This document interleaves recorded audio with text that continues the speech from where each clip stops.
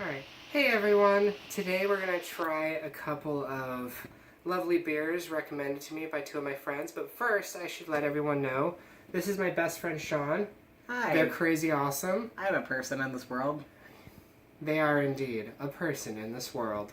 So first off, I have Double Rainbow, which was recommended to me by my friend Brandon. When I was telling my friends to give me booze to test out, I told them to pick out things that are bad, awful, or what they thought would be hilarious. And for whatever reason, Double Rainbow was on his mind. Whatever that means. Double Rainbow, what does it mean? We shall see for ourselves, apparently. We should, apparently. Anyway, let's see. So, I have Shaun here because when it comes to stuff by Elysian, I can't really tell if it's going to be good or bad. In most cases, I haven't been disappointed. Personally, I have good experience with Elysian, but, you know, I could be proven wrong. Exactly. What I will say so far is it has an excellent head. So, I like a good head, so far so good. I think we all like good head. Alright, cheers, let's test this out. The weediness. To be fair, I'm a fan of wheat beer in general, so I guess. So you might be a little biased on this one. A little bit. Honestly? What do you think? I think this is delightful. I mean, it's very, very, it's very refreshing, very crisp, but also kind of has that little, hoppy punch at the end. You know? Hoppy punch. It does. To me, the hoppy taste is very bitter, kind of sour in most beers, especially IPAs. So, for me, this is just, I don't know. It's just kind of that weird, pleasant surprise of an aftertaste. But then you want to drink more to kind of get rid of the punch and then just to have it again. There's a big hoppiness going on here. So basically, what I could anticipate someone having a problem with this beer is they are very anti-hop. So this is So, viewers, if you are anti-hop, do not have this beer. Whatever you do. So that's the bottom line. That's the number one thing I sense in this beer is a lot of hoppiness. So, for the first time ever, I was recommended a good beer. Thank you, Brandon. So, in regards to other hilarious beers, my friend and his lovely wife, Emmy, also recommended to us Belching Beaver. You know, because who doesn't want to have a beaver that belches? So, this is apparently a miso honey blonde. Please tell me that's not racist. I am too white for that joke. Miso honey blonde. Yeah, I feel like it's like that one Krusty the Clown skit from The Simpsons. I should have, or rather, should not have ever put in the buck teeth and closed my eyes. You know? Well, let's see what the description says.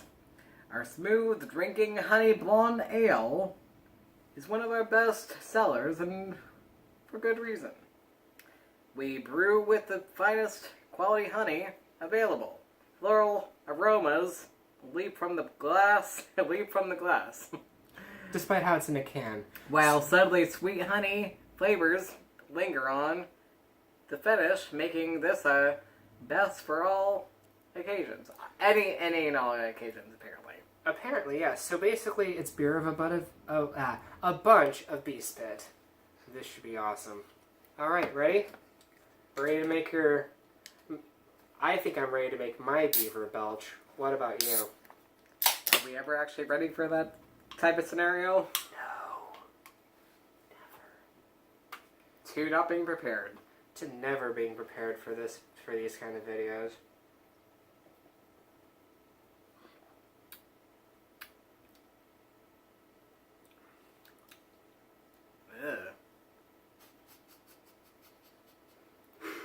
This one's kind of awkward. But I have a feeling I blame it. I mostly blame it on this. But go on. What am I tasting? What am I tasting here? There's something that stands out. There's something that stands out and is unique. It is unique to the beer experience. You want to know what I just tasted? And I kind of blame the Double Rainbow and then going to Belching Beaver for this. But it had a weird aftertaste that reminded me of string cheese.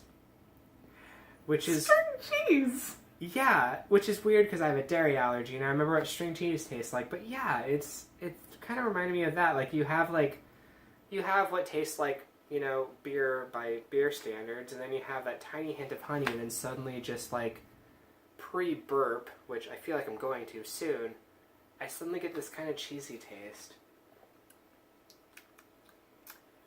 There's it's a really weird aftertaste I got once. Let's see if I can get it again.